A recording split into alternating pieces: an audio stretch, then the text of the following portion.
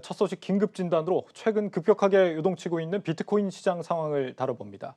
비트코인이 개당 5천만 원을 향해 가다가 지난 주말에 조정을 받더니 오늘은 현재 3,500만 원 선까지 떨어져서 거래가 이뤄지고 있습니다. 그 배경과 앞으로의 전망에 대해서 알아보겠습니다. 정치경제부 김태학 기자 나와 있습니다. 김 기자, 이 비트코인 가격이 지금 급락 중인데 지난 주말부터 보면 지금 사흘째 조정 국면으로 지금 들어간 것 같거든요. 원인이 뭐라고 할 수 있습니까? 예, 먼저 업계에서는 연말 연초 급격하게 늘어난 유동성이 가상자산 시장으로 유입됐다가 빠지면서 제자리를 찾아가는 과정이라고 보고 있습니다. 예. 주식시장에서 말하는 산타랠리라는 것이죠. 실제로 지난 12월 25일부터 1월 8일까지 보름 남짓 기간 동안 비트코인 가격은 무려 78%가 올랐습니다. 예. 또 주요 가상자산인 테더가 미국에서 소송 중인 것이 영향을 줬다는 분석이 있습니다. 테더는 이달 15일까지 재판 자료를 제출해야 되는데요. 자료 제출이 미흡할 시에 가상자산 시장 신뢰도에 악영향을 줄 수 있다는 예측입니다. 네. 여기에 또 5천만 원 가까이 상승하는 동안 조정다운 조정이 없었다는 점도 가격 하락의 요인으로 꼽힙니다. 최근 2, 3일 동안 조정 국면이 이어지면서 저점에서 매입한 투자자들이 이익을 실현했다는 겁니다. 네. 그러니까 뭐 차익 실현에 나선 것이다. 지난 연말부터 갖고 계셨던 분들은 사실 좀 수익을 크게 보셨을 것 같긴 한데 이 2017년에도 이제 가상화폐가 굉장히 좀 출렁이면서 손실을 본 사람들이 많이 있었지 않습니까? 지금은 그때와는 좀 상황이 많이 다릅니까? 예, 우선 일단 단기 급등 후에 급락했다는 점은 사실 2017년과 별반 다르지가 않습니다. 예. 다만 2017년 당시에는 가상자산을 위한 인프라나 사회적 인식 자체가 약간 준비가 안 된 상황이었다고 보시면 될 것 같습니다. 예. 개인 투자자 중심이었고 각국 정부가 비우호적인 상황이었죠. 지금은 미국 시장을 중심으로 법인이나 기관 투자자들이 시장에 많이 유입되고 있는 모습입니다. 실제 이런 흐름을 감안해 미국과 일본 같은 금융 선진국에서는 일찌감치 가상자산에 세금을 부과해 투자자들을 제도권 안에서 활동할 수 있게 독려하고 있습니다. 우리나라도 조금 늦기는 했지만 이런 움직임에 동참하고 있는데요. 내년부터 가상자산에 대한 본격적인 과세가 진행됩니다. 이 부분은 리포트로 전해드리겠습니다. 네. 정부가 6일 세법 후속 시행령 개정을 통해 가상자산 과세 방안을 구체화했습니다. 250만 원을 넘는 차익에 세금 20%를 부과하는 것에서 나아가 취득가액을 구하는 방법 등을 명시했습니다. 가상자산 관련 업계는 우선 시행령을 반기는 모습입니다. 과세 방안 구체화를 통해서 법인 투자가 늘어날 것이란 판단에 섭니다. 법인 참여가 늘면서 그간 개인이 주도해왔던 가상자산 시장이 법인 중심으로 재편될 것으로 업계는 예상하고 있습니다.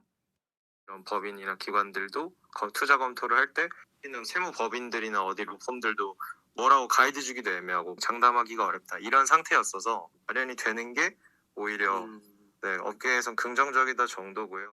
과세 부담이 주요 금융 선진국 대비 상대적으로 높지 않다는 점도 법인 참가를 유도하는 요인이 될 전망입니다. 우리보다 앞서 가상자산을 과세해온 미국은 발생 수익을 자본이익으로 분류하고 납세자의 전체 소득에 따라 10에서 37%까지 세금을 부과하고 있습니다.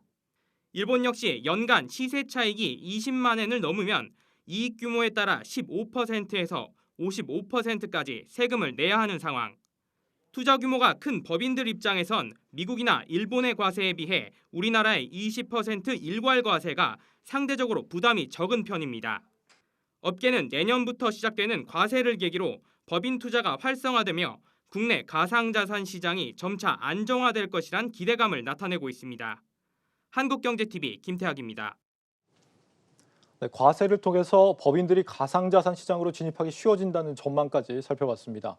이렇게 가상자산과 관련한 제도들이 하나둘씩 정비되기 시작하면서 국내 기업들도 관련 시장 진입을 준비하고 있습니다. 특히 이 금융사들과 게임사들이 가상자산 시장에 눈독을 들이는 모습입니다. 임원식 기자입니다. 국내 은행들 가운데 디지털 자산 시장에 가장 먼저 뛰어든 곳은 KB국민은행입니다. 지난해 11월 블록체인 관련 기업들과 한국 디지털 에셋이라는 합작 회사를 세우고 올해부터 기업 대상의 비트코인 수탁업에 나섰습니다. 이에 질세라 신한은행 역시 올 초 디지털 자산 시장 진출을 선언했습니다.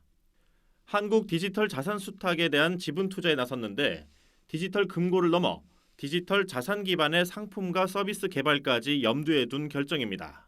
기본적으로는 개인 투자보다는 기관 투자들을 고객으로 먼저 섭외를 하려고 준비를 하고 있고요. 이 수탁이 잘 되면 수탁된 자본금 가지고 결국은 뭐 전통적인 금융도 그랬지만 결국 운용을 해야지 실제로 수익이 나는 거거든요. 금융기관 입장에서는. 그런 운용이나 이런 쪽까지 발전시키려고 좀 하고 있습니다. 이 밖에 농협은행은 디지털 자산 시장 진출을 위한 컨소시엄을 꾸렸는가 하면 이례적으로 게임회사 넥슨은 국내 최대 가상화폐 거래소 빗썸 인수를 추진하고 있습니다. 디지털 자산 시장 진출은 국내 은행들만의 얘기가 아닙니다. 싱가포르 DBS 은행과 네덜란드 ING 은행 등 해외 은행들 또한 디지털 자산 수탁업을 하겠다고 선언했습니다. 미국과 독일, 스위스는 아예 은행이 직접 디지털 자산 수탁업을 할 수 있도록 허용할 정도입니다. 가상화폐나 게임 아이템은 물론이고 기존의 특허나 저작권, 미술품과 부동산 등기부 등본까지 디지털화가 빨라지고 있는 상황. 초저금리로 수익은 갈수록 줄고 있고 풍부한 유동성은 디지털로 몰리면서 은행들이 디지털 자산 시장 선점에 눈을 돌리고 있는 겁니다. 기존에 있는 전통 자산은 금고라든지 어떤 창고라든지 이런 물리적인 공간이 필요했잖아. 네. 은행에도 금고. 근데 디지털 자산은 물리적인 공간이 필요한 게 아니라 오히려 그걸 안전하게 관리할 수 있는 시스템이 필요한 거였어요. 은행이 공신력 있고 투명하고 안전하게 관리할 수 있는 그 신뢰 기관으로서의 역할을. 특히 오는 3월 특금법 개정을 필두로 디지털 자산에 대한 금융당국의 규제 기조가 풀릴 것으로 전망되면서 디지털 자산 시장 선점을 위한 은행들 간의 경쟁은 한층 더 달아오를 전망입니다. 한국경제TV 임원식입니다. 계속해서 김태학 기자와 이야기 나눠보겠습니다. 앞으로 이 가상자산 시장이 법인 중심으로 좀 재편이 된다면 가격 면에서는 좀 어떤 변화를 기대해 볼 수 있습니까? 예, 법인 중심으로 시장이 재편될 경우에 지금보다 등락이 안정될 가능성이 높습니다. 기관 투자자의 경우 개인 투자자들보다 정보나 지식을 많이 알고 투자할 가능성이 높기 때문인데요. 게다가 명확한 알고리즘에 따라 매수나 매도를 하기 때문에 가격 변동폭이 적어질 확률이 높습니다. 예. 결국 주요 기관들이 투자를 하는 가상자산 중심으로 일종의 대형주가 형성될 것으로 보이는데요. 미국의 가상자산 투자회사 그레이스케일이 지난 5일 선정한 4대 종목 비트코인, 이더리움, 비트코인 캐시, 라이트코인이 대표적인 예가 되겠습니다. 그렇다면 앞으로 이 가상자산 투자를 더 적극적으로 해봐도 좋다 이렇게 이해를 해도 되는 겁니까? 일단 당장은 가상자산을 안정적인 투자처다라고 확신하기에는 어려움이 조금 있습니다. 예. 지난 3개월간 비트코인의 일평균 가격 변동성은 보시는 것처럼 2.66%로 코스피나 다우존스, 금에 비해서도 훨씬 높습니다. 예. 여기에 비트코인의 경우 중앙정부의 정책이나 규제에 따라서 출렁이기도 하는데요.